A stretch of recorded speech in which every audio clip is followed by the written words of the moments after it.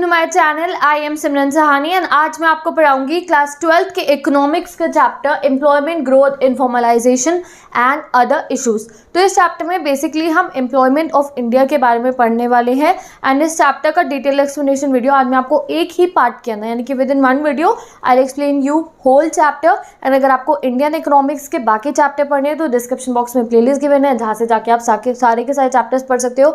और मैंने macro economics भी पढ़ा दिया तो आप मैक्रो भी पढ़ सकते हो। Plus important question series is there. जब आपका चैप्टर प्रिपेयर हो जाएगा तो चैप्टर के बेसिस पे क्या important question MCQ long short format के जो आपके एग्जाम्स में आ सकते हैं उनके ऊपर मैंने एक अलग सीरीज बनाई है इकोनॉमिक क्वेश्चन आंसर सीरीज, तो वो आप देख सकते हो इफ यू वांट। ठीक है, अब बात करते हैं चैप्टर के नोट्स की, बिकॉज चैप्टर का नोट्स इंपॉर्टेंट क्वेश्चन 1 मार्क का बहुत इंपॉर्टेंट चीज होती है, तो वो आपको मिलेगी मेरी इंस्टाग्राम आईडी के ऊपर। आईडी लिंक डिस्क्रिप्शन बॉक्स में गिवन है। I will provide you the link of the notes also. तो अगर आप इंस्टा यूज करते हो आप जाके वहां से नोट्स ले सकते हो। अगर आप इंस्टाग्राम यूज नहीं करते हो तो ये जो बोर्ड के नोट्स है I paste it for you in the description box. तो स्टार्ट करते हैं अपना चैप्टर एम्प्लॉयमेंट। अब बेसिकली एम्प्लॉयमेंट के इंट्रोडक्शन से अब देखो, इफ यूर अ स्टूडेंट ना और अगर कोई चैप्टर समझना है तो ये जान लो कि एनसीईआरटी का इंट्रोडक्शन से ही स्टार्ट करना होता है, बिकॉज चैप्टर में हो क्या रहा है वो यहीं से इसकी शुरुआत हो रही है। तो देखो एम्प्लॉयमेंट मतलब क्या है, पीपल आर डूइंग वर्क। एक तरीके से हम ये कहते थे जो कोई काम कर रहा है हम उसे कहते हैं वो एम्प्लॉयड है। तो लोग जो है बहुत अलग अलग वेराइटीज़ के काम करते हैं, जैसे कि कोई फार्म पे करते हैं, कोई फैक्ट्रीज में करते हैं, कोई बैंक में करते हैं, कोई शॉप पे करता है। अलग अलग जो लोग हैं अलग अलग जगहों पे काम करते हैं। ठीक है, और कुछ होते हैं जो घर पे काम करते हैं, वर्क एट होम। कौन कुक से होते हैं वो होम मेकर्स, हमारी मदर्स जो होती है वो घर पे काम करते हैं, फीमेल जो होती है घर पे काम करती है। ठीक है, तो अब इसके ऊपर सबसे बड़ा एक क्वेश्चन जो आपके एग्जाम में भी आ जाता है, व्हाई डू पीपल वर्क। अब लोग काम क्यों करते हैं भाई, क्या ज़रूरत है काम करने की? तो तुम कहोगे दीदी पैसा कमाने के लिए काम करते हैं। ठीक है, बट ये एक खाली सिर्फ एक छोटा सा पहलू है काम करने का। Why do people work, money सिर्फ एक रीज़न नहीं है, और भी बहुत रीज़न है। जैसे कि फर्स्ट रीज़न क्या होता है, सेल्फ वर्थ। इंसान को अपनी खुद की अहमियत पता चलती है। आपको लिखना होगा work plays an important role in our life as individual and as a member of society. Being employed in work give us a sense of self worth. हमें लगता है अगर आप अनएम्प्लॉयड हो, आपके पास जॉब नहीं है, आपके पास कोई आपका बिजनेस नहीं है, तो आपको in between under your heart आपको ऐसा लगेगा यार मैं किसी काम का नहीं हूँ, मैं नकारा हूँ, मेरे पास जॉब नहीं है, मैं बेरोजगार हूँ। बच्चे डिप्रेशन में आ जाते हैं। एडल्ट्स जो सुसाइड रेट है वो क्यों है, जब अनएम्प्लॉयड होते हैं, कोई इनकम सोर्स नहीं है, सेल्फ वर्थ ऐसी लगती है कि कुछ किसी काम के लायक नहीं है, दे डू सुसाइड। तो सबसे बड़ा रीज़न वर्क करने का, चाहे वो बिजनेस हो चाहे वो जॉब हो, वो क्या है, to have your self worth, अपनी खुद की काबिलियत को समझना। And it enable us to relate our self meaningfully with others, और अपनी लाइफ को मीनिंगफुली जीना। ठीक है, नेक्स्ट एक हो गई, फर्स्ट पॉइंट क्या हो गया, व्हाई डू पीपल वर्क का सेल्फ वर्थ जानने के लिए। नेक्स्ट क्या हो गया, every working person is actively contributing to the national income. दूसरे पहलू पे आता है हमारा पैसा, कि जो काम कर रहा है वो देश की नेशनल इनकम में अपना योगदान दे रहा है। एंड दैट मीन्स कि जितने लोग कमाएंगे तो नेशनल इनकम बढ़ेगी, नेशनल इनकम बढ़ी तो कंट्री डेवलपमेंट कंट्री में आ जाएगा। ठीक है, एंड इवन महात्मा गांधी जो थे ना उन्होंने कहा था, अब ये लाइन मैं आपको क्यों करा रही हूँ, बेसिकली आई वांट कि एक एक चैप्टर में से आपको एक एक लाइन आपको आती हो, बिकॉज पेपर में एमसीक्यूज आ रहा है। अगर आपको आ गया who insisted that education and training through variety of works including craft, तो महात्मा गांधी ने कहा था कि ट्रेनिंग मिलनी चाहिए, वर्क्स की और एम्प्लॉयमेंट की ट्रेनिंग मिलनी चाहिए। तो because Mahatma Gandhi was also very considered about the development of India. तो ये एक 1 मार्कर है, ये मैंने आपको करा दिया, आप इसको ध्यान रखना। ठीक है, अब था इसमें से आपको कुछ एग्जाम में इंपॉर्टेंट नहीं आएगा, एक वो महात्मा गांधी वाला क्वेश्चन मैंने बता दिया था। And why do people work में आप लिख दोगे self worth, for the family, for national income. ठीक है, आप 3 पॉइंट्स लिख सकते हो। डन। अब हम देखते हैं टॉपिक 7.2 वर्कर्स एंड एम्प्लॉयमेंट। तो फर्स्ट ऑफ ऑल इसमें क्या आता है, what is employment and who is a worker. तो देखो इसमें 2 चीजें हैं जो सबसे पहले आपको याद रखनी है, एक होता है जीडीपी और एक होता है जीएनपी। हमें होते हैं tell me this thing, employed लोग कौन होते हैं, जो कोई इकोनॉमिक एक्टिविटी कर रहे हो, कोई भी इकोनॉमिक एक्टिविटी कर रहे हो।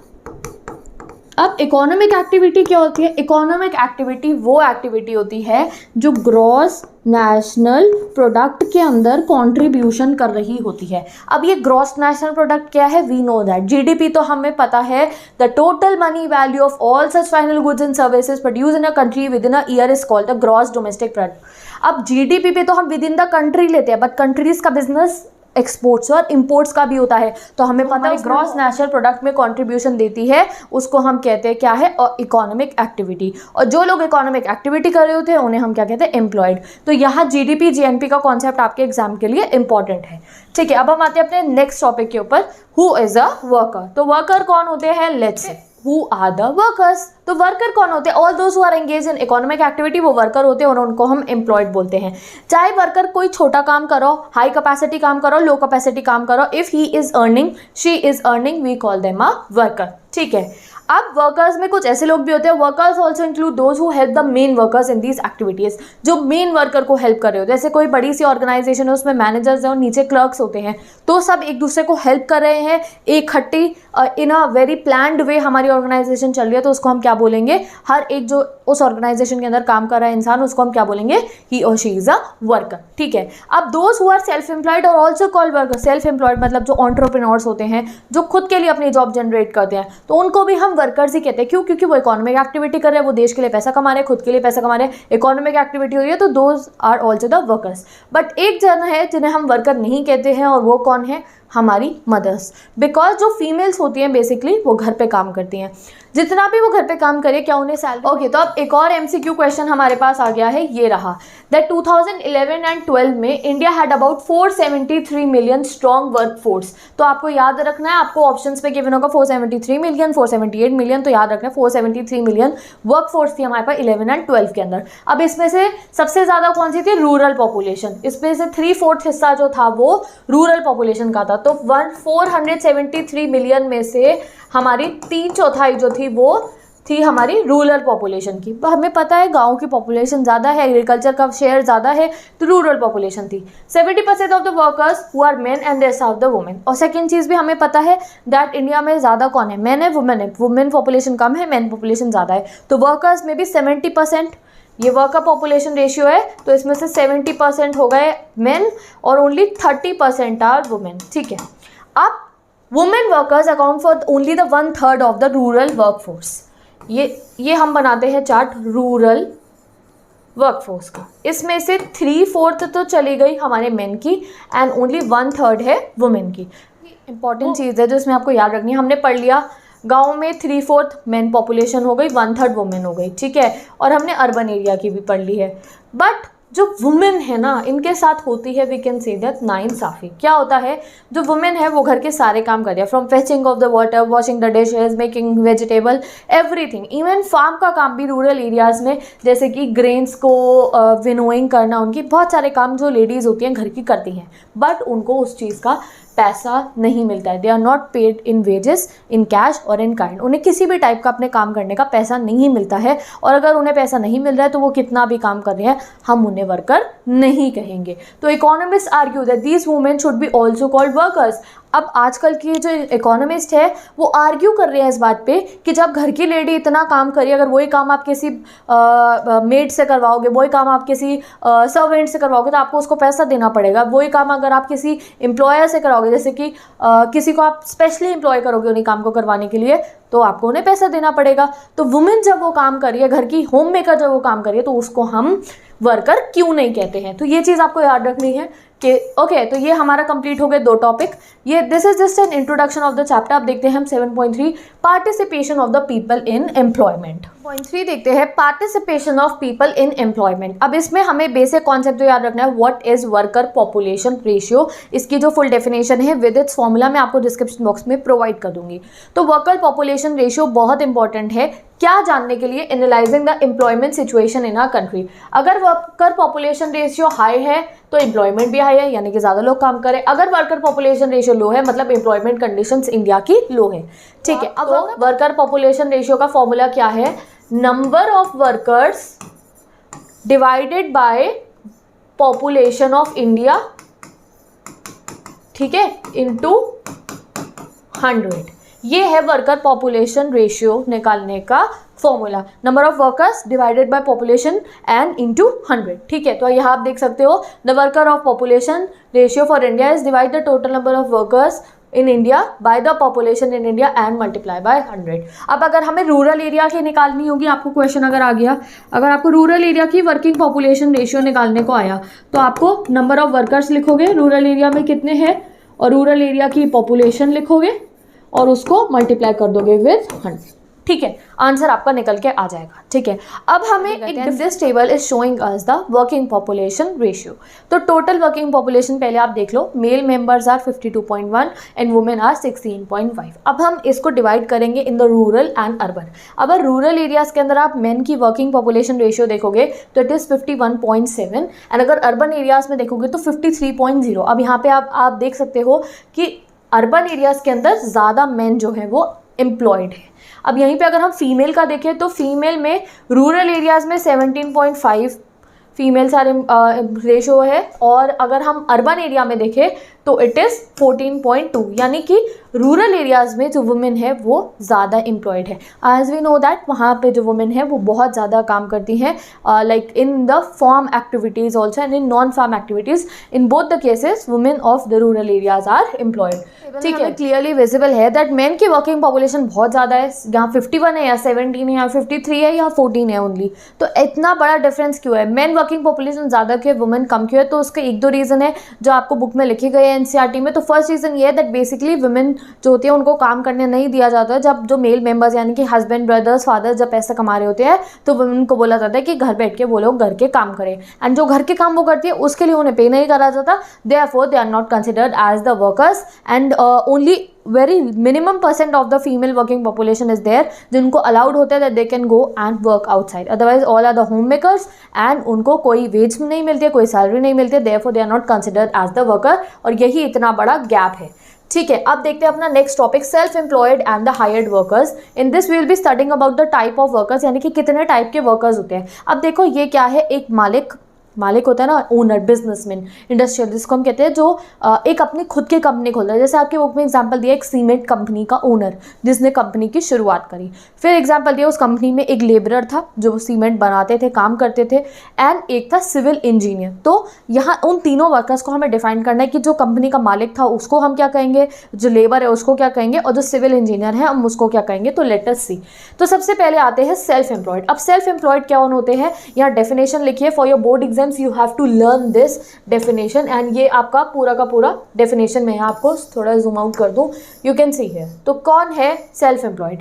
It refers to the workers who are engage in their own business, जो खुद का अपना बिजनेस चलाता है, और enterprise own and operate an enterprise is known as the self employed worker, यानी कि जिसका खुद का है, ओन अपना बिजनेस भी खुद का है और उसको ऑपरेट भी वो खुद ही कर रही होती है, उनको हम कहते हैं बिजनेसमैन, और बिजनेसमैन को सेल्फ एम्प्लॉयड भी बोला जाता है। और इनको अब और वर्ड बोला जाता है एंटरप्रेन्योर्स, यानी कि बिजनेसमैन, सेल्फ एम्प्लॉयड, एंटरप्रेन्योर्स, जिनका खुद का बिजनेस होता है और उसको ऑपरेट भी वो खुद ही कर रहे होते हैं। It is a major source of livelihood for both men and women as this category accounts for more than 50% of the workforce. अब हमारे पूरे कंट्री के अंदर मोर देन 50%, एग्जाम में अगर आपको आएगा तो यू विल राइट 52%, बुक में डेटा 52% गिवन है। टोटल वर्किंग पॉपुलेशन में 52% इज द सेल्फ एम्प्लॉयड। अब जो हमारी वर्किंग पॉपुलेशन है, मैं एक छोटे से चार्ट में तुम्हें दिखा रही हूँ।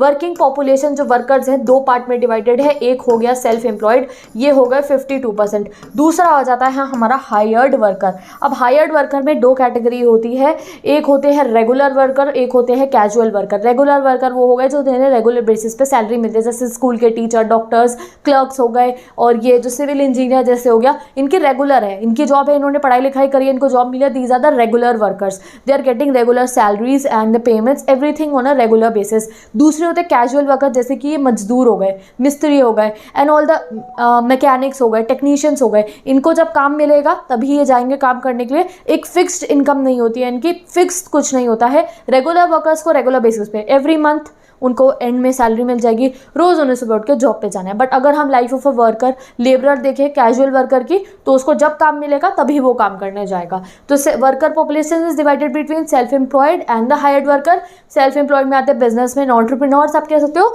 एंड हायर्ड वर्कर में आते हैं हमारे कौन से वाले वर्कर्स, रेगुलर वर्कर्स, और कौन से हो गए हमारे कैजुअल वर्कर्स। तो मैंने आपको एक्सप्लेन कर दिया है। अब रेगुलर वर्कर की डेफिनेशन आए तो when a worker is engage by an individual और an enterprise and is paid wage on regular basis. Regular basis है जैसे टीचर्स, और हमारे हो गए यू कैन से लॉयर्स जिनको रेगुलर बेसिस पे मिल रही है, ठीक है, then they are known as the regular workers और रेगुलर सैलरीड एम्प्लॉय, ठीक है। For example teachers, office employees, managers of an organisation etcetera etcetera. अब इसमें अगर आप देखो तो रेगुलर वर्कर्स में से 23% मेन है और 21% वुमेन है। अब आते हैं हम अपने कैजुअल वर्कर्स पे। कैजुअल वर्कर्स वही मजदूर जिन्हें आप कहते हैं, हम लेबरर्स कहते हैं, जिनको काम है तो जाएंगे, नहीं है तो नहीं मिलेगा काम। It refers to workers who are not employed on a regular basis. Regular basis पे काम नहीं मिलता है इन्हें। They are usually engage on a job and return get entertainment by remuneration of the work. यानी कि ये जो इतनी भारी भरकम लैंग्वेज लिखी है ना, इसको लिख देना। They usually gate engage in a job and get paid, यानी कि काम करते हैं, सुबह गए काम करके आए, शाम को पैसे वापस ले लिए, ठीक है। तो वो उनका बिल्कुल ही हैंड टू हैंड चलता है। These employees do not get any job security and social benefits. कोई जॉब सिक्योरिटी नहीं है इनकी। Casual worker is the second major source for both men and women. A little more hired workers के दोनों part पढ़ लिया हमने, casual and the regular workers. Casual worker कौन सा हो गया हमारा, वो लेबरर, जो मैंने आपको सीमेंट वाला एग्जाम्पल दिया था, जो एनसीईआरटी का एग्जाम्पल है। तो यहाँ इतनी जल्दी हमने वर्कर्स की पॉपुलेशन का डिफरेंस भी पता कर लिया है, कैसे में वो डिवाइडेड है। अब अपना नेक्स्ट टॉपिक देखते हैं, topic 7.5 employment in firms, factories and offices, ठीक है। पढ़ेंगे कि टोटल वर्किंग पॉपुलेशन में कितने लोग प्राइमरी सेक्टर में इन्वॉल्व है, कितने लोग सेकेंडरी में और कितने लोग टर्शरी में इन्वॉल्व है। और बेसिकली फर्स्ट लाइन जो इस टॉपिक है वो आपको ये याद रखनी है दैट जैसे जैसे कंट्री डेवलप होती रहती है वहाँ से लोग रूरल टू अर्बन माइग्रेट करते हैं एंड फ्रॉम एग्रीकल्चर, यानी कि from primary sector to secondary and tertiary sector सब मूव करते रहते हैं। पहले इंडिया में अगर आप ब्रिटिशर्स के टाइम की बात करो, आज़ादी के बाद की बात करो, तो एग्रीकल्चर पर डिपेंडेंस बहुत ज़्यादा थी। अब एग्रीकल्चर पर डिपेंडेंस तो है बट एग्रीकल्चर GDP नहीं देती है, ठीक है। तो लेटेस्ट तो वर्कर जब रूरल टू अर्बन जाते हैं तो एग्रीकल्चर का शेयर कम हो जाता है और मैन्युफैक्चरिंग इंडस्ट्रीज यानी सेकेंडरी सेक्टर में बढ़ जाता है। और अब अगर हम आज का सिनेरियो देखें तो जो सेकेंडरी सेक्टर भी है ना हमारा इंडस्ट्रीज वाला, वो भी कम हो रहा है एंड सर्विस सेक्टर यानी कि टर्शरी सेक्टर IT कम्युनिकेशन में ज़्यादा लोग अब एम्प्लॉयड हो रहे हैं। तो all economic activities are divided into 8 different industries. कौन सी 8 डिफरेंट इंडस्ट्रीज हैं ये? Number 1 agriculture, mining and quarrying, और ये आती है हमारी प्राइमरी सेक्टर में। Number 3 is manufacturing, number 4 is electricity and number 4 is electricity and water supply and 5th is construction. ये तीनों आ गए हमारे सेकेंडरी सेक्टर में। And you can say the 6th में trade, transport, storage and service sector, ये आ गए हमारे टर्शरी सेक्टर के अंदर। तो यहाँ आपको ये लर्न करना है, एग्जाम में आपको ये टेबल आ सकता है। तो ये बेसिकली इकोनॉमिक एक्टिविटीज़ हैं हमारी, और इनको हम ये बोलने की जगह कि एग्रीकल्चर, माइनिंग एंड क्वेरिंग, हमने इनको टोटल टर्म्स दे रखे हैं, primary sector, secondary sector and the tertiary sector. अब इसका डिस्ट्रीब्यूशन का जो ये फिगर है, ये जो आपको ग्राफ दे रखा है, इसका डेटा स्क्रीनशॉट ले लो अभी सारे के सारे स्टूडेंट्स इसको। प्राइमरी, सेकेंडरी, टर्शरी सेक्टर में इन्वॉल्व है। रूरल एरियाज में दे रखा है प्राइमरी सेक्टर में 59, सेकेंडरी में 20, टर्शरी में 19, और अर्बन एरिया में 6.6 only in the primary sector यानी कि एग्रीकल्चर, माइनिंग, क्वेरिंग, 34.3 सेकेंडरी में है एंड 59.1 टर्शरी में है। और यहाँ मेल एंड फीमेल का डिफरेंस भी बता रखा है, तो ये आपके लिए इंपॉर्टेंट एक है, इसको स्क्रीनशॉट ले लो और इसको बस आप स्टडी कर लेना। अब आते हैं नेक्स्ट टॉपिक पे, growth and changing structure of employment. यहाँ पे हम लोग डेवलपमेंट इंडिकेटर्स के बारे में पढ़ेंगे, दैट कैसे जो ग्रोथ है इंडिया की वो एक नेक्स्ट डायरेक्शन में हाईलाइट करने के 2 इंडिकेटर्स होते हैं। तो अभी मैं इस टॉपिक में आपको सब कुछ अच्छे से एक्सप्लेन करती हूँ, जो इंपॉर्टेंट है सिर्फ वही। तो 2 इंडिकेटर्स हैं अगर हम कह रहे हैं कंट्री डेवलप हो रही है। एक ग्रोथ ऑफ एम्प्लॉयमेंट, अगर हम कह रहे हैं इंडिया डेवलप हो रही है तो पहले हम देखेंगे कि एम्प्लॉयमेंट ग्रोथ कैसा चल रहा है शहर में, देशों के अंदर, शहरों में और गाँव में एम्प्लॉयमेंट है या नहीं है। तो ग्रोथ ऑफ एम्प्लॉयमेंट देखेंगे, और सेकेंड हम देखेंगे GDP, the final goods and services produce in a country in a economic year. 2 चीज़ों को देखा जाता है। अब हम देखते हैं शुरुआत से हमारा कैसा चल रहा था। 1950 से 2010 तक ग्रॉस डोमेस्टिक प्रोडक्ट यानी कि GDP जो था इंडिया का, वो जो था grew positively and was higher than the employment growth. अब यहाँ आप देख लो कि 1950 से 2010 तक GDP तो हमारा अच्छा खासा चल रहा था, बट जो एम्प्लॉयमेंट ग्रोथ थी उसमें सिर्फ 2% हाई हुआ था। यानी कि एम्प्लॉयमेंट नहीं है बट GDP बढ़ रहा है, यानी कि बहुत कम लोग, एम्प्लॉयमेंट तो है नहीं, लोग एम्प्लॉयड है नहीं, फिर तुम कहोगे GDP कैसे बन रहा है? GDP तो हमारा बढ़ रहा है, एम्प्लॉयमेंट है नहीं। तो इसका रीज़न ये है कि जितने लोग एम्प्लॉयड हैं वो ही ज़्यादा के ज़्यादा GDP को कंट्रीब्यूट कर रहे हैं, और इसको हम बोलते हैं जॉबलेस ग्रोथ। क्या बोलते हैं इसको हम? Jobless growth. और बहुत इंपॉर्टेंट है एग्जाम के लिए। आप लोग कहोगे क्या फ़र्क पड़ रहा है, डेवलपमेंट तो आ रही है ना, कंट्री की GDP बढ़ रहा है, इकोनॉमिक गुड्स प्रोड्यूस हो रहे हैं एक ईयर के अंदर, वो तो बढ़ रहे हैं। एम्प्लॉयमेंट रेशियो का हमें क्या करना है? एम्प्लॉयमेंट रेशियो मैटर करता है, because this is known as the jobless growth, यानी कि जितने लोग इन्वॉल्व हैं, समझ लो आप % जो पॉपुलेशन है, 100% ऑफ द पॉपुलेशन में से ओनली 40% आर अर्निंग और बाकी के 60% जो है वो अनएम्प्लॉयड है। और ये 40% जो है ये हमारे जीडीपी को राइज कर रहे हैं। तो ये हो गए जॉबलेस ग्रोथ। अब आप सोचो कि अगर ये 60% जो अनएम्प्लॉयड बैठे हैं, अगर इनको भी एम्प्लॉयमेंट दे दी जाए तो जीडीपी तो भैया यहाँ पहुँच जाएगा। इसीलिए जीडीपी को बढ़ाना भी ज़रूरी है और एम्प्लॉयमेंट को भी बढ़ाना ज़रूरी है। एक को बढ़ाने से ज़्यादा फायदा नहीं होगा। ठीक है, तो ये मैंने आपको बहुत ही इजी लैंग्वेज में समझा दिया है। तो 2010 तक हमारा जीडीपी सही चल रहा था और employment growth only at the level of 2%। अब 1990s में employment growth started declining and reach the level of growth that India had in the early stages of planning. 1990s के अंदर, 1990s हमने प्लानिंग ईयर पढ़ा था ना, जब हमारी इकोनॉमिक पॉलिसी चेंज हुई थी, उसी समय की बात है। जो इंडिया की एम्प्लॉयमेंट रेट था वो इतना कम हो गया, बिल्कुल ही वहाँ पहुँच गया इनिशियल ईयर्स में, आज़ादी वाले टाइम के तक पहुँच गया।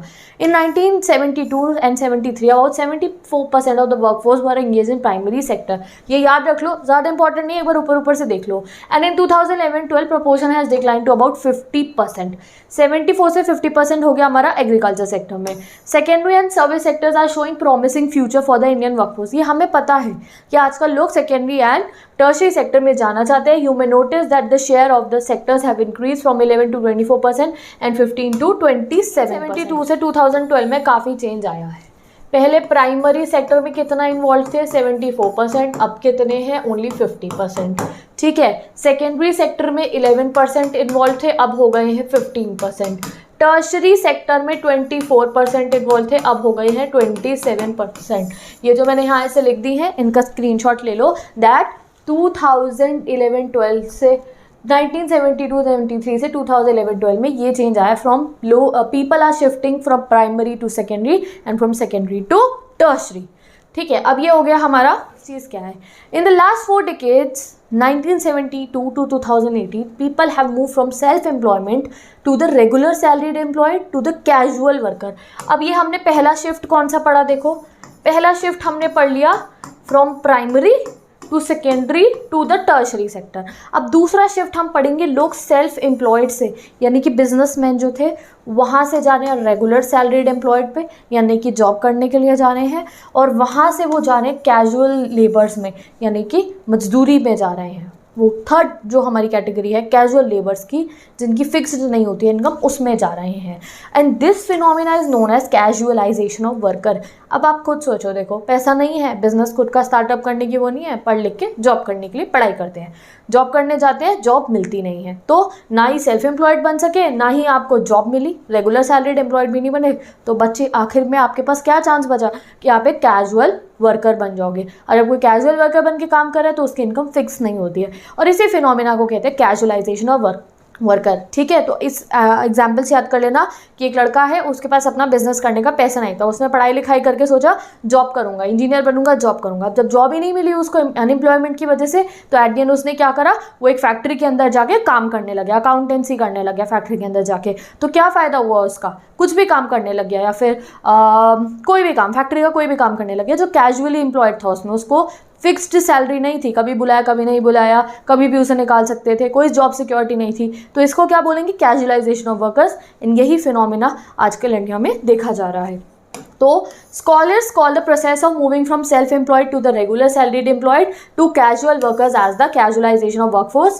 This makes the workers highly vulnerable, और इसी वजह से जो बहुत ही प्रॉब्लमेटिक सिचुएशन कंट्रीज में अराइज हो जाती है। तो ये आपको याद हो गया होगा। अब नेक्स्ट टॉपिक देखते हैं 7.7 informalisation of the Indian workforce. Start करते हैं अपना next topic, informalisation of workforce. तो बेसिकली इसमें हम ये पढ़ेंगे दैट एम्प्लॉयमेंट स्ट्रक्चर 2 पार्ट्स में डिवाइडेड है, एक फॉर्मल सेक्टर एम्प्लॉयमेंट और एक इनफॉर्मल सेक्टर एम्प्लॉयमेंट। अब हम पढ़ेंगे फॉर्मल सेक्टर क्या होता है और इनफॉर्मल सेक्टर क्या होता है। तो देखो फॉर्मल सेक्टर क्या होता है, वो ऑर्गेनाइजेशन सेक्टर होता है इकोनॉमी का जिसमें public and private unit both आती हैं। पब्लिक यूनिट मतलब सरकारी, जो सरकारी ऑफिसेज होते हैं ना, हम कहते हैं सरकारी नौकरी लग गई भाई, लाइफ सेट है। तो सरकारी और प्राइवेट दोनों आते हैं। बट कौन सी वाली प्राइवेट ऑर्गेनाइजेशन, प्राइवेट कंपनीज भी आती हैं इसमें, कौन सी वाली, जैसे कोई भी प्राइवेट कंपनी का एग्जांपल बताओ आप मुझे कमेंट सेक्शन के अंदर। लोग एम्प्लॉयड हो उसको हम कहते हैं private sector.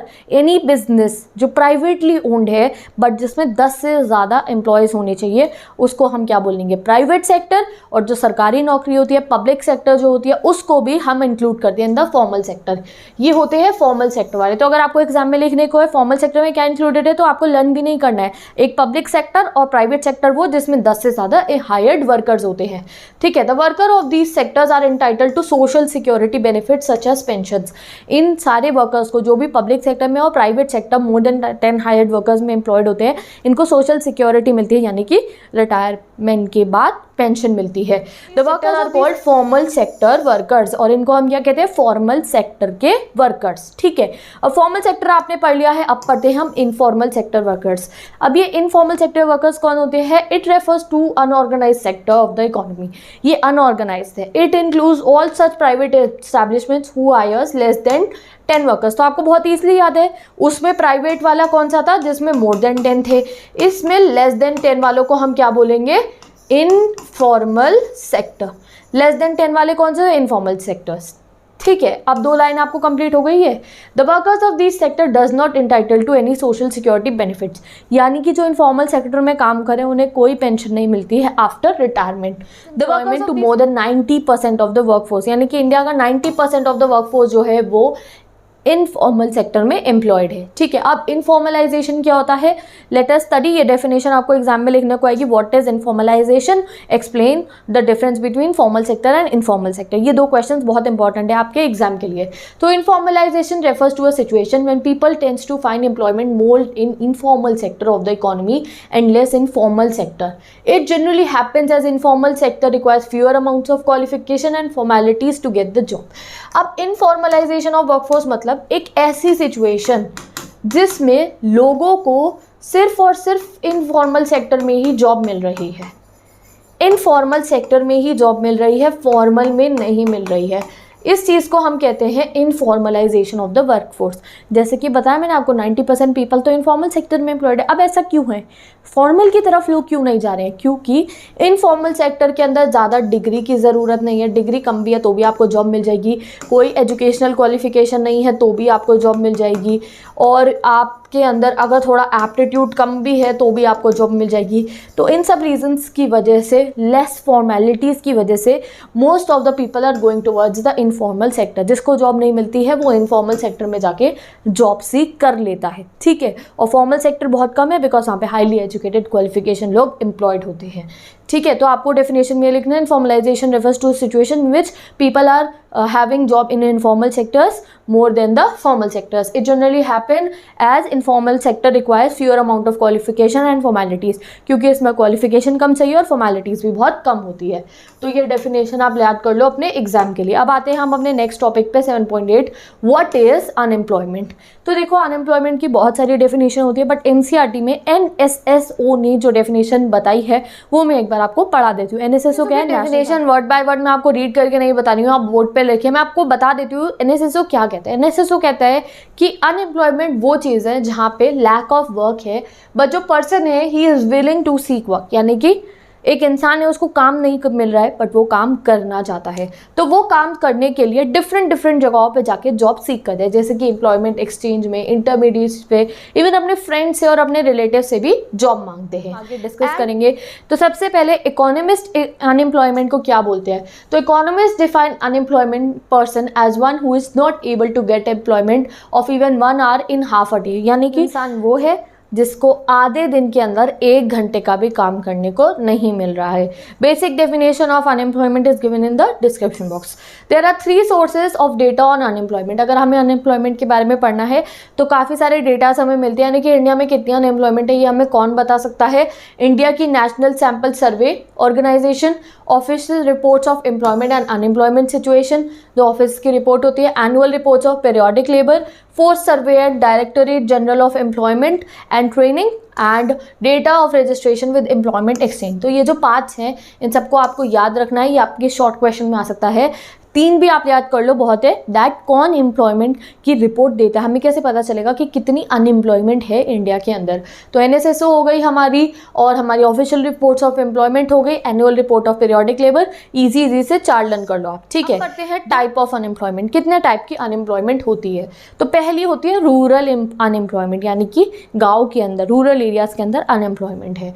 Rural employment 2 types में डिवाइडेड होती है, एक होती है सीजनल अनएम्प्लॉयमेंट और एक होती है डिस्गाइज्ड। सीजनल अनएम्प्लॉयमेंट हम सबको पता है वो होती है, आगे और पढ़ेंगे, दैट हार्वेस्टिंग सीजन में कई पीजन्स होते हैं, उन्हें काम मिलता है। पूरे साल वो खाली रहते हैं, बस हार्वेस्टिंग सीजन जब होता है उस समय उन्हें काम मिलते हैं, और जब सोइंग सीजन होते हैं यानी कि जब बीज बोने हैं तब उन्हें काम मिल रहा है, और जब कटाई होनी है खेतों की तो उन्हें काम मिल रहा है। बीच का जो पीरियड है they are free, they are not getting any job. दूसरा होता है डिसगाइज्ड अनएम्प्लॉयमेंट। डिसगाइज्ड मतलब छुपे हुए अनएम्प्लॉयमेंट है ये कैसी होती है कि एक फार्म है, उस पर 4 लोगों की ज़रूरत है, 4 लोग करेंगे तो भी इतना वीट निकलेगा जितना अमाउंट निकलना है, और वहाँ 15 लोग काम कर रहे हैं तो भी उतना ही वीट निकल रहा है। तो वो जो बाकी के लोग हैं वो वहाँ पे फालतू में काम कर रहे हैं, they are not needed there. तो इस सिचुएशन को हम कहते हैं डिसगाइज्ड एम्प्लॉयमेंट। ये मान लो आप कि एक फार्म है, वहाँ पे 500 किलोग्राम्स ऑफ वीट्स निकल सकता है, 4 लोग काम करेंगे तो भी 500 किलोग्राम निकलेगा, और वहाँ पे 10 लोग काम कर रहे हैं तो भी 500। अगर वहाँ 10 पीपल काम कर रहे हैं तो वो जो 6 वहाँ पे एक्स्ट्रा वर्कर्स हैं उनको हम कहेंगे डिसगाइज्ड अनएम्प्लॉयड पीपल, बिकॉज उन 6 की ज़रूरत नहीं। अगर वो कहीं और काम करेंगे तो वो प्रोडक्टिव होगा, बिकॉज 500 kg से वीट ऊपर उस फार्म से नहीं निकल सकता है। तो डिसगाइज्ड अनएम्प्लॉयमेंट बहुत ज़्यादा होती है इन rural areas. Other types of employment में आता है आपका open, frictional, structure, cycle and urban develop unemployment में आता है industrial unemployment, educated unemployment and technological unemployment. तो सबसे पहले पढ़ते हैं frictional unemployment. Frictional unemployment is defined as an unemployment that occurs because of people moving or changing occupation. Friction पता है ना, चेंज। तो ये तब होती है जब लोग किसी एक ऑक्यूपेशन पे सेट नहीं रहते, कि पहले भैया पढ़ लिख के इंजीनियर बन गए, अच्छी जॉब नहीं मिली तो तुमने BBA कर लिया, BBA करके मैनेजमेंट में अच्छी जॉब नहीं मिली तो सोच रहे हो UPSC की तरफ चलो, UPSC भी क्लियर नहीं हुआ तो सोच रहे हो अपना खुद का एक बिजनेस शुरू कर लो। तो ये जब लोग चेंज करते रहते हैं बार बार अपनी ऑक्यूपेशन, सेल्फ एम्प्लॉयड बन गए, तो ये जैसे मैंने आपको चेंजेस बताया, इसको क्या कहते हैं, फ्रिक्शनल अनएम्प्लॉयमेंट। स्ट्रक्चरल अनएम्प्लॉयमेंट क्या होती है, it is defined as unemployment arising from technical change as a automation. और एम्प्लॉयमेंट वो एम्प्लॉयमेंट होती है जब मार्केट के अंदर किसी सो एंड सो वर्क की डिमांड ही खत्म हो जाए। एग्जाम्पल यहाँ दिया गया है टाइपराइटर्स का। टाइपराइटर होते थे पहले, आपको याद है, प्रेसिडेंट्स, प्राइम मिनिस्टर, बड़े बड़े जो ऑफिशियल्स होते थे वो अपने पास में इतना बड़ा टाइपराइटर होता था उनके पास, और एक टाइपिस्ट होता था जो ऐसे यूँ करके टाइप करता था। अब टाइपराइटर की डिमांड ही खत्म हो गई है, लोग खुद ही अपने लैपटॉप पे अपनी रिपोर्ट्स बना लेते हैं। तो जितने भी लोगों ने टाइपराइटिंग सीख के टाइपराइटर बने थे उनको तो कुछ काम नहीं मिलेगा ना। तो this is the thing that employment structure के अंदर टाइपराइटर्स की डिमांड ही खत्म हो चुकी है। ऐसे ही काफ़ी सारे और एग्जांपल्स हैं जहाँ पे cyclic unemployment is defined as workers losing their jobs due to business cycle fluctuation in output that is normal up and down movement in the economy as it cycles through booms and recession. Okay, अब cyclic unemployment क्या होती है? आपने कभी boom और recession का नाम सुना है? बूम मतलब कि बिजनेस में अगर प्रॉफिट हो रहा है एकदम से बूम हो जाता है, और रिसेशन मतलब क्या होता है, बिजनेस में लॉस हुआ तो लोगों को जॉब से निकाल देते हैं। हमने काफ़ी मूवीज़ देखी है जिसमें हमें रिसेशन के बारे में बताया कि अच्छी खासी जॉब कर रहे हैं, बड़ी सी MNC के अंदर लैपटॉप मिला हुआ है, रोज़ गाड़ी में बैठ के जा रहे हैं, सडनली रिसेशन होता है और इतने सारे वर्कर्स को जॉब से निकाल दिया जाता है। इस चीज़ को हम कहते हैं कि साइक्लिक अनएम्प्लॉयमेंट। डेफिनेशन गिवन है। नेक्स्ट हो गया, ये बहुत ईजी है। ये एक ऐसी सिचुएशन है जिसमें जो पर्सन है विलिंग टू वर्क है और उसके पास एबिलिटी भी है काम करने की, but he remains unemployed full time. यानी कि एक लड़का है, उसने कर ली BTech और बड़े अच्छे कॉलेज से पास भी हो गया, डिग्री लेके खड़ा हुआ है, बट जॉब नहीं मिल रही है, फुल टाइम खाली बैठे हैं घर पे भाई साहब, और घर वालों से मिल रहे हैं ताने। तो इसको बोला जाएगा ओपन अनएम्प्लॉयमेंट। की यार अगर कोई नॉर्मल इंसान सोच रहा है कि जाके मुझे किसी कंपनी में काम मिल जाए तो अलग चीज़ है, उन्हें पढ़ाई भी करी है, he is having degree, is having qualification, तब भी जॉब नहीं मिल रही है, तो हम उसको क्या बोलेंगे? Open unemployment. ठीक है, डेफिनेशन इज गिवन है। नेक्स्ट देखते हैं हम सीजनल अनएम्प्लॉयमेंट, जो मैंने आपको बता दिया है। It refers to a situation where a number of person that are not able to find job in a particular season. जैसे मैंने आपको बताया, sowing and cropping season, harvesting season में फार्मर्स को काम मिल जाता है, बीच के रेस्ट ऑफ द पीरियड में वो फ्री रहते हैं। मोस्टली रूरल एरियाज में होता है। डिसगाइज अनएम्प्लॉयमेंट भी मैंने आपको बता दिया है, फार्म का एग्जाम्पल लेके कि एक फार्म पे 4 लोग एक फार्म पे 4 लोग काम कर रहे हैं तो भी उतना ही वीट निकलेगा, 10 लोग काम कर रहे हैं तो भी उतना ही वीट निकलेगा, तो वो 6 पीपल जो हैं वो डिस्गाइजली अनएम्प्लॉयड हैं, उनका कोई काम नहीं है। नेक्स्ट आता है आपका एजुकेटेड अनएम्प्लॉयमेंट। ये बहुत इंपॉर्टेंट है। एजुकेटेड अनएम्प्लॉयमेंट एक ऐसी सिचुएशन है यहाँ पे एक एजुकेटेड इंसान जो है उसे अपने क्वालिफिकेशंस के लेवल की जॉब नहीं मिल रही है। ये दोनों तरीके से हो सकती है, यानी कि एक इंसान है हाईली एजुकेटेड और वो जॉब लेना चाह रहा है बट उसे अपनी लेवल की जॉब नहीं मिल रही है। वो कह रहा है अरे मैंने तो इतनी पढ़ाई लिखाई करी है, मैं ये छोटी जॉब क्यों करूँगा। और दूसरे हो गए जो नॉट हाईली एजुकेटेड हैं, उनको जैसे कि बस वो हाई सेकेंडरी स्कूल तक पढ़े हैं, 10th क्लास तक पढ़े हैं, 12th क्लास तक पढ़े हैं, तो उनको आगे की जॉब जो है वो हायर एजुकेशन उन्होंने नहीं करी, इसलिए उन्हें जॉब नहीं मिल रही है। Due to sometimes lack of qualification और हायर क्वालिफिकेशन की वजह से जब जॉब नहीं मिलती, अपने पसंद की राइट वर्क नहीं मिलता है, तो उसको हम क्या कहते हैं, एजुकेटेड अनएम्प्लॉयमेंट। इसके बहुत सारे और रीजंस भी होते हैं, जैसे कि फॉल्टी एजुकेशन सिस्टम, यानी कि हमारे इंडिया के अंदर कहाँ तक मिलती है free education, only up to 5 to 6 का प्राइमरी एजुकेशन फ्री मिलती है, हायर एजुकेशन तो फ्री मिलती ही नहीं है। अगर वो फ्री मिलेगी तो बच्चे हायर एजुकेशन तक पढ़ाई करेंगे एंड उसके बाद they can seek any job they want, ठीक है। Employable skill and preference for white collar jobs. कई जगहों पे लोग अपनी डिग्रीज हासिल करने के बाद सिर्फ और सिर्फ वाइट कॉलर जॉब को ही प्रेफर करते हैं, यानी कि हम बनेंगे तो डॉक्टर, इंजीनियर, लॉयर, कोई और काम तो हमें करना ही नहीं है। This kind of a situation, जो वेरियस फील्ड्स है उसमें नहीं जाना है, बस हमें वाइट कॉलर जॉब करनी है।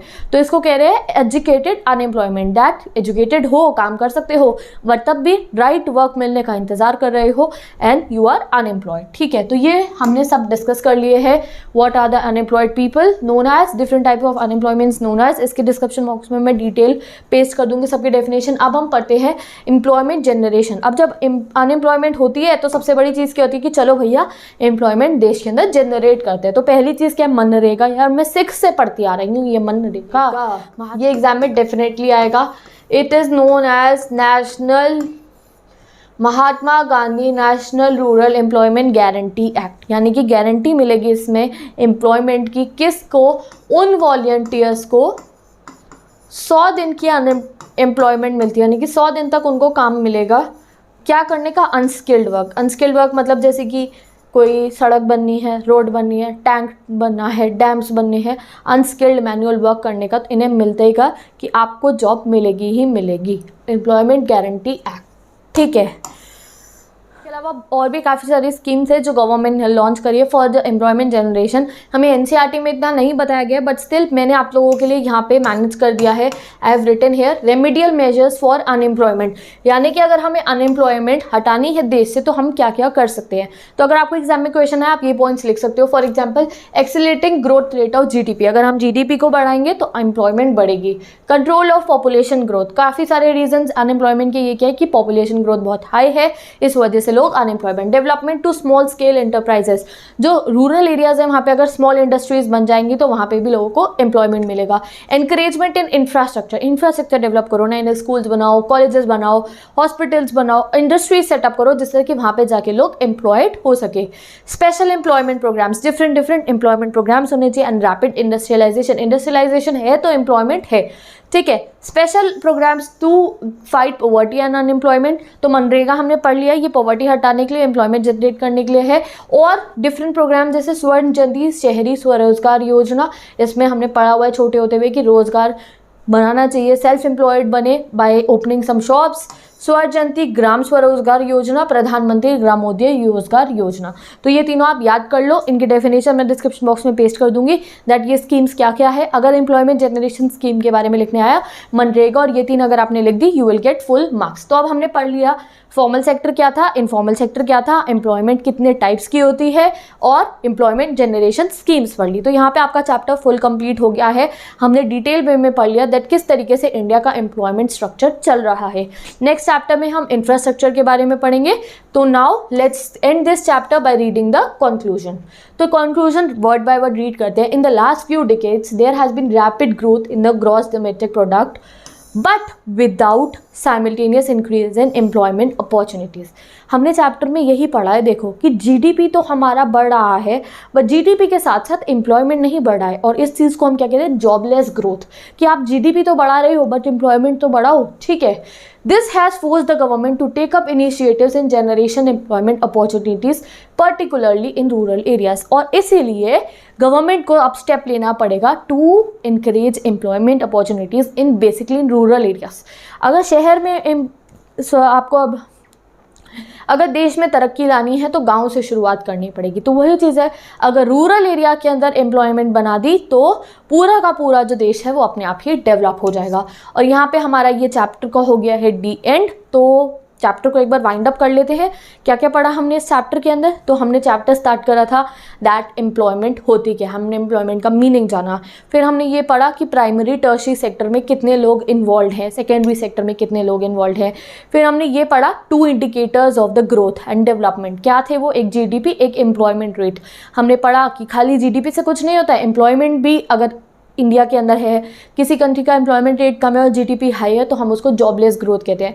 फिर हमने पढ़ा कैजुअलाइजेशन ऑफ द वर्कर्स के बारे में. कैजुअलाइजेशन ऑफ वर्कर मतलब हमने पढ़ा दैट 3 टाइप्स में वर्कर्स डिवाइडेड होते हैं. एक सेल्फ एम्प्लॉयड जिनको एंटरप्रेन्योर्स कहते हैं, एक रेगुलर सैलरीड वर्कर जैसे कि डॉक्टर्स, इंजीनियर्स जिन्हें रेगुलर बेसिस पर सैलरी मिलती है, और एक होते हैं कैजुअल वर्कर्स यानी कि आप मान लो लेबरर्स, लैंडलेस फार्मर्स जो जितने दिन काम मिल रहा है उतने दिन ही काम करते हैं. और आज के समय पे कैजुअलाइजेशन ऑफ द वर्कफोर्स हो रही है यानी कि लोग कैजुअलाइज सेक्टर की तरफ जा रहे हैं. जॉब नहीं मिलती है तो इरेगुलर वर्क्स करने के लिए भी सब लोग तैयार है. Okay, casualisation of the workforce. फिर हमने पढ़ा इनफॉर्मल फॉर्मल सेक्टर के बारे में और इनफॉर्मलाइजेशन ऑफ द वर्कफोर्स. उसमें हमने क्या पढ़ा कि लोग इनफॉर्मल सेक्टर की तरफ ज़्यादा जा रहे हैं, प्राइवेट एंड पब्लिक सेक्टर की तरफ कम. एंड लास्ट में हमने पढ़ा अनएम्प्लॉयमेंट क्या है. अनएम्प्लॉयमेंट की डेफिनेशन डिस्क्रिप्शन बॉक्स में गिवन है. अनएम्प्लॉयमेंट के बाद हमने क्या पढ़ा? Different types of unemployment, rural की, seasonal, disguised, educational, cyclical and seasonal and everything we studied. And last में हमने एम्प्लॉयमेंट जनरेशन स्कीम्स पढ़ी जो मैंने आपको अपनी तरफ से भी पढ़ाई है बिकॉज बुक में बहुत कम गिवन होती है. तो जो तीनों स्कीम मैंने दी है वो मैंने डिस्क्रिप्शन बॉक्स में पेस्ट भी कर दिया, आप वहाँ से उसको लर्न कर सकते हो. So best of luck for your board exam. इस चैप्टर में किसी और चैप्टर में आपको कोई भी क्वेरी है, you can ask me down in the comment section. Now I will meet you in the next video. Till then bye bye and take care.